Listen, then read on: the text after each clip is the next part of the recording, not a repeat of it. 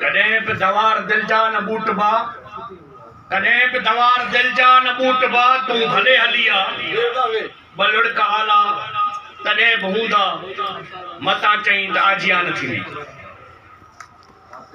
अॼु असांजो उन महबूब उन पिरी प्यारे उन खाहोड़ी किरदार जी सालगिरह आहे जेको कॾहिं विरची न वेठो आहे। सदाई झाखोड़ जदोजहद में, सदाई सफ़र में, जॾहिं थर जा ॿार बुख विखे मुआ पे त ही तड़पी उथियो ऐं फोन कई त हेॾो कहर कलूर थर जे माण्हुनि सां आहे, अचो त पाण प्रोटेस्ट कयूं। जॾहिं शीरीन सैयद खे चांदका मेडिकल कॉलेज में मारियो वियो, निमृता खे मारियो वियो, त हिते हिन दोस्त प्रोटेस्ट कयो। जंहिं जे लाए को जुल्म थिए थो, जंहिं ते को ॾाढ थिए थो, त ही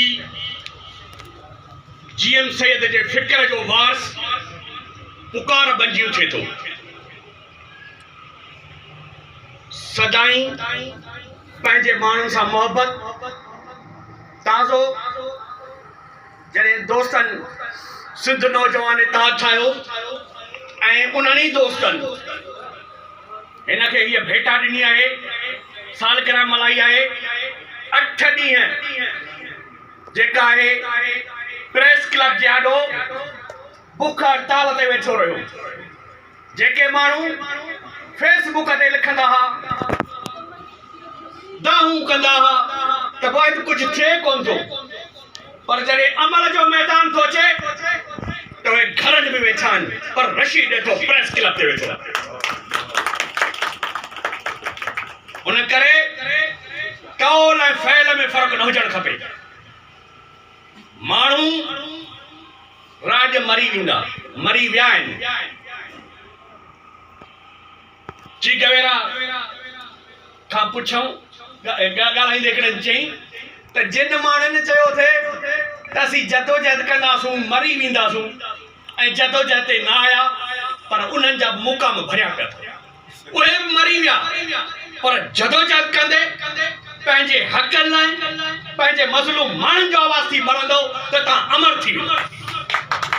उन करे शहीद बशीर जे कुरैशी जे सुन्नत ते अमल कंदे ही खाहोड़ी कॾहिं रोडनि ते, कॾहिं रस्तनि ते, कॾहिं हक़नि लाइ जदोजहद करे थो। मटियारी ज़िलो पोटेंशियल ज़िलो आहे। 2.5 अरब लाइ 5 अरब डीसी साहब जे अकाउंट में पिया आहिनि। उहे हिते जे माण्हुनि ते ख़र्च नथा थियनि, हिते जे माण्हुनि ॾोह कड़ो कयो आहे। उन करे असां चाहियूं था त अॼु उन माण्हूअ जी सालगिरह आहे जंहिंजो कमु ई स्ट्रगल आहे, जंहिंजो कमु ई जदोजहद आहे। वाको हॾमल आहे कर सॾनि मथे सॾड़ाओ, मन तुंहिंजी काय सगर में सार थी। हुन सदाई वाका कया आहिनि। कॾहिं अस्पताल लाइ वाको थो करे, कॾहिं स्कूल लाइ वाको थो करे, कॾहिं हिते जेको पाणी आहे जंहिंमें सखियो ऐं केतिरो थी वियो आहे, माण्हू मरी विया आहिनि, उन लाइ वाको थो करे।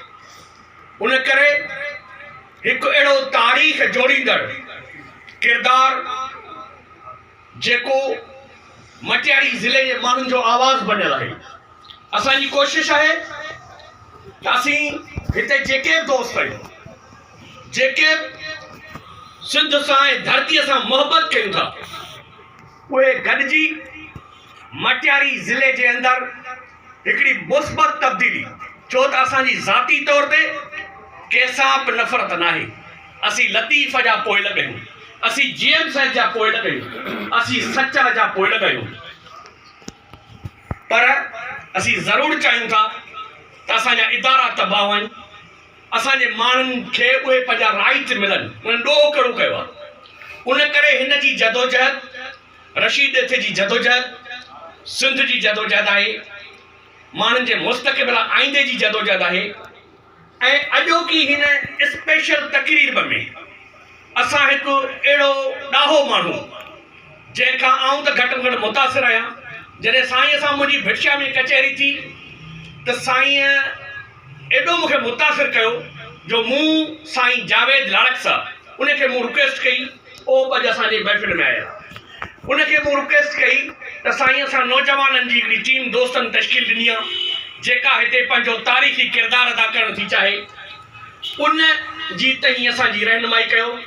अॼु ही हाल जा माण्हू सभु देरि सां आया, पर जेको जाम शोरे वारो माण्हू सवेल फिक्स टाइम ते पहुतो।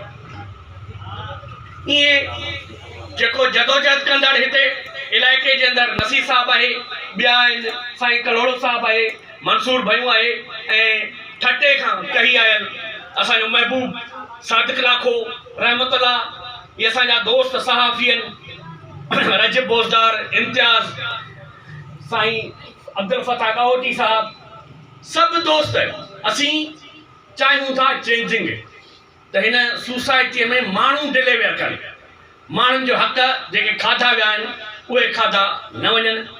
तव्हां जेके बि दोस्त अॼु हिन असांजे महबूब जे सालगिरह ते आया आहियो, तव्हां सभिनी जी महिरबानी, तव्हां सभिनी जा वॾा वॾ जो असां नंढड़नि माण्हुनि जे सॾ खे वरनाईंदे दोस्त खे तव्हां जेका इज़त ॾिनी आहे, जेका अहमियत ॾिनी आहे, तव्हां जेके लुंगियूं पारायूं आहिनि, तव्हां जेके अजरकूं पारायूं आहिनि, ऐं इंशाअल्लाह रशीद ॾिठो उन्हनि जो भरम रखंदो। मूं जंग वतन लाइ जोटी आहे, मखदूम बिलावल बोटी आहे, का वेरनि सां वेढ़ान कयूं तो राहत खे भिटंदे। महिरबानी।